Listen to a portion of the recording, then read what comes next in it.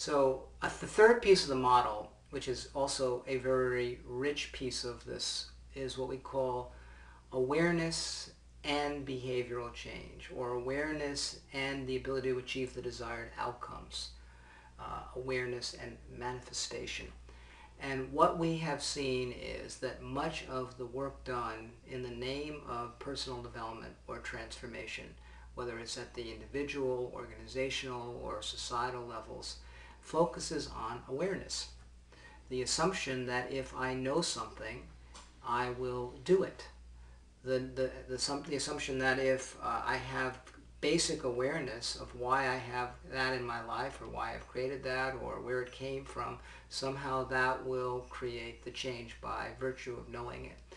And what we see is, and if you think about it, it's pretty obvious, knowing something is not the same as doing something.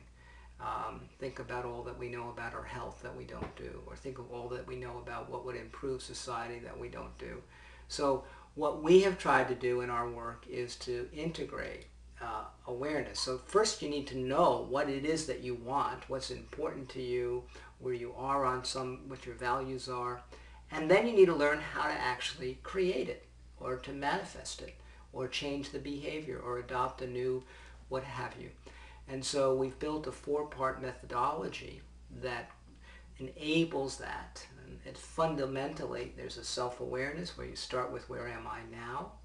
And then it moves into vision crafting, where do I want to go next? And then you look at what we call transformation, or what do I need to change to get there? And then lastly is the growing edge, which is what's my next growth step to enable that. And so that's all part of this third part of our model, which is the awareness and the behavior change.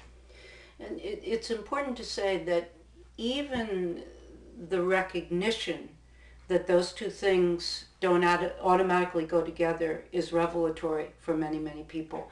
And so once they're aware, oh my gosh, I've known I wanted to change my work or take better care of my body or have a spiritual practice forever, but it's the action piece I haven't had. And then as we begin to train people to use the model, especially our coaches, I would say, this simple 4-step process that David just explained to you. Basically 4 questions. Where am I now?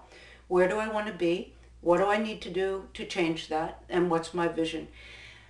That is so simple but so effective that our track 1 coaches come back to us and say, even if I only had those 4 steps, I can transform people.